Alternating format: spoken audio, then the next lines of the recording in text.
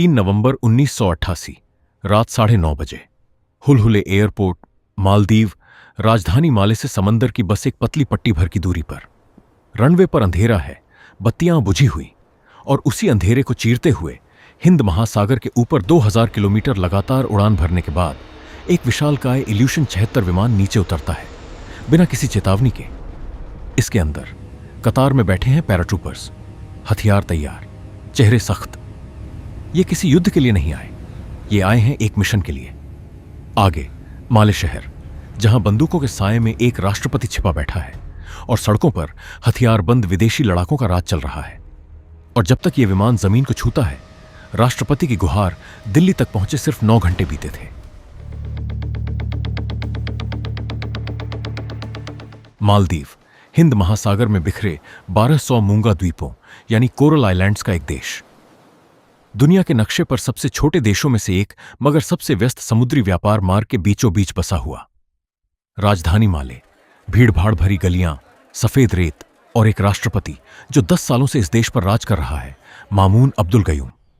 लेकिन इस जन्नत की एक कमजोरी है, मालदीव के पास कोई असली सेना नहीं, सिर्फ एक छोटी सी नेशनल सिक्योरिटी सर्विस, मुट्ठी भर जवान, हल्के हथियार।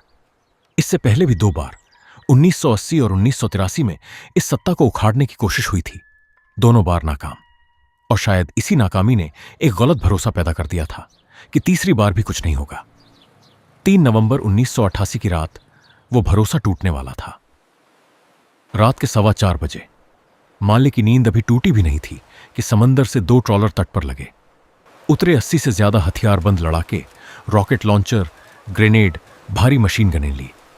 इनका मकसद साफ था, नेशनल सिक्योरिटी सर्विस का मुख्यालय, टीवी और रेडियो स्टेशन, बंदरगाह, हर अहम जगह कुछ ही मिनटों में कब्जे में। मालदीव के मुट्ठी भर जवान इस हमले के सामने टिक नहीं पाए। गोलियों की आवाजों के बीच राष्ट्रपति गयूम को सुरक्षित ठिकाने पर पहुंचाया गया। बाल बाल बचे, पीछे रह गए उनके मंत्री, बंधक बना लिए गए। इस पूरी साजिश का सरगना था एक मालदीव वासी कारोबारी, अब्दुल्ला लुतुफी, जिसने श्रीलंका के तमिल चरमपंथी संगठन प्लोटे से भाड़े के लड़ाके जुटाए थे। अब उसका मकसद सिर्फ एक कुर्सी गिराना नहीं था, पूरे द्वीप राष्ट्र पर कब्जा था। अपने आखिरी ठिकाने से गयूम ने एक के बाद एक संदेश भेजे। America, Britain, Sri Lanka, Malaysia, Pakistan और भारत। अब सवाल एक ही था, जवाब देगा कौन और कितनी जल्दी? अगर यह कहानी आपको अब तक बांधे हुए है तो चैनल को सब्सक्राइब कर दीजिए। ऐसी और अनटोल्ड स्टोरीज आती रहेंगी। दिल्ली में यह खबर पहुंचते ही हलचल मच गई। प्रधानमंत्री राजीव गांधी ने तुरंत अपने मंत्रिमंडल की आपात बैठक बुलाई। बाकी दुनिया अभी हिसाब लगा रही थी। अमेरिका और ब्रिटेन ने सिर्फ मदद का भरोसा दिया, लेकिन तालमेल में वक्त मांगा। भारत के पास इतना वक्त नहीं था। दोपहर 3:30 बजे गयूम की गुहार पहुंचने के कुछ ही घंटों के भीतर मंत्रिमंडल ने फैसला सुना दिया। सैन्य हस्तक्षेप को मंजूरी। कोई लंबी बहस नहीं, कोई ठंडी कार्यवाही नहीं, सिर्फ एक आदेश और आगरा की तरफ एक फोन कॉल। वहां 50वीं इंडिपेंडेंट पैराशूट ब्रिगेड को हरकत में आने में लगे सिर्फ चंद घंटे। आगरा एयरबेस पर उस शाम अफरा तफरी मची थी। ब्रिगेडियर फारूक बुलसारा ने अपने अफसरों को बुलाया। मिशन साफ था, राष्ट्रपति को सुरक्षित निकालो और वापस लाओ। लेकिन इससे ज्यादा किसी को कुछ नहीं पता था। न मालदीव का नक्शा ठीक से देखा था, न यह पता था कि हुलहुले एयरपोर्ट पर कौन काबिज है, वफादार फौज या हमलावर। शाम 5:30 बजे 6ठी पैरा बटालियन के जवान कर्नल सुभाष जोशी की कमान में 2 इल्यूशन 76 विमानों में सवार हुए। कोई पैराशूट ड्रॉप की पूरी तैयारी नहीं थी, फिर भी योजना में दोनों विकल्प खुले रखे गए। अगर रनवे दुश्मन के हाथ में हो तो कूदना, अगर नहीं तो सीधे उतरना। 2000 किलोमीटर के खुले समंदर के ऊपर रेडियो खामोश, विमान अंधेरे में उड़ते रहे और रात 9:30 बजे वही पल आया।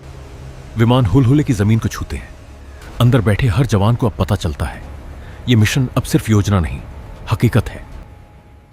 एयरपोर्ट पर कोई मुकाबला नहीं हुआ। रनवे पर उतरते ही भारतीय जवानों ने चारों तरफ मोर्चा जमाया, अंधेरे में, बिना यह जाने कि अगला हमला कहां से आएगा। लेकिन कोई गोली नहीं चली। हुलहुले शांत था। पीछे दूसरी लैंडिंग में 7वीं पैरा बटालियन भी उतरने लगी थी। पहला दस्ता अब अकेला नहीं था। असली इम्तिहान अब शुरू हुआ। माले और हुलहुले के बीच सिर्फ खुला समंदर, कोई पुल नहीं। जो भी छोटी नावें, स्थानीय धोनियां हाथ लगीं, उन्हीं में सवार होकर जवानों ने काली लहरों को पार करना शुरू किया। न कोई कवच, न कोई सुरक्षा, सिर्फ लकड़ी की नावें और खुला पानी। हर मिनट खतरा था। कोई नहीं जानता था कि उस पार अंधेरे में कितने हथियारबंद लड़ाके घात लगाए बैठे हैं। जैसे ही पहली नाव माले के तट से टकराई, जवान तंग गलियों में उतर पड़े, घर दर घर, गली दर गली। रास्ते में मिलता गया उस पहली रात का हिसाब, टूटी खिड़कियां, बिखरे कारतूस के खोल, वो जगहें जहां मुकाबला हुआ था। TV station, radio station, national security service का मुख्यालय, वही ठिकाने जो कुछ घंटे पहले छीने गए थे, एक एक करके वापस भारतीय और वफादार मालदीवी हाथों में आने लगे। और फिर वो हुआ जो किसी की योजना में नहीं था। अंधेरे में हिलती परछाइयां, बूटों की आवाजें, रेडियो पर गूंजते आदेश, भाड़े के लड़ाकों को यकीन हो गया कि पूरी की पूरी एक फौज उतर आई है। हकीकत में गिनती कुछ 100 जवानों की थी, मगर डर ने हिसाब बड़ा कर दिया। हथियार डालने के बजाय वो भागने लगे, गलियों में, अंधेरे में, हर तरफ। राष्ट्रपति कहां है? यह सवाल हर तलाशी दल के जन में था। एक इमारत, फिर दूसरी। रास्ते में एक एक करके बंधक बनाए गए मंत्री आजाद होते गए। आखिरकार एक सुरक्षित ठिकाने के भीतर, जिंदा, सही सलामत, मिले राष्ट्रपति मामून अब्दुल गयूम। जब सुबह की पहली रोशनी माले की गलियों पर पड़ी, शहर फिर से उन्हीं के हाथ में था, जिनका वो असल में था। 9 घंटे पहले पूछा गया सवाल, जवाब देगा कौन? वो सवाल अब हवा में नहीं था, जवाब सामने खड़ा था। लेकिन माले की गलियों में जो भागे, वो सब पकड़े नहीं गए। मुट्ठी भर भाड़े के लड़ाकों ने बंदरगाह की तरफ रुख किया। एक मालदीवी मालवाहक जहाज एमवी प्रोग्रेस लाइट पर कब्जा किया और कुछ बंधकों को साथ खींच लिया। मंजिल श्रीलंका का तट और आजादी। लेकिन समंदर पर भारतीय नौसेना की कड़ी नजर थी। IL-38 टोही विमान ने जहाज को खोज निकाला। फिर एक TU-142 विमान लगातार उसका पीछा करता रहा। कहीं भी छिपने की जगह नहीं थी, सिर्फ खुला पानी और पीछे लगी नजरें। 3 दिन बाद श्रीलंका के तट के पास INS गोदावरी और INS तीर ने जहाज को घेर लिया। ऊपर सी किंग हेलीकॉप्टरों ने जहाज को रोकने के लिए पास में डेप्थ चार्ज गिराए। भागने का कोई रास्ता नहीं बचा। अंदर मुट्ठी भर हथियारबंद लोग और उनके साथ बंधक बंधे इंसान। किसका क्या होगा, यह अब भी तय नहीं था। 6 नवंबर की सुबह भारतीय नौसेना के कमांडो जहाज पर चढ़े। एक भी गोली नहीं चली। लड़ाकों ने हथियार डाल दिए, मगर जीत अधूरी थी।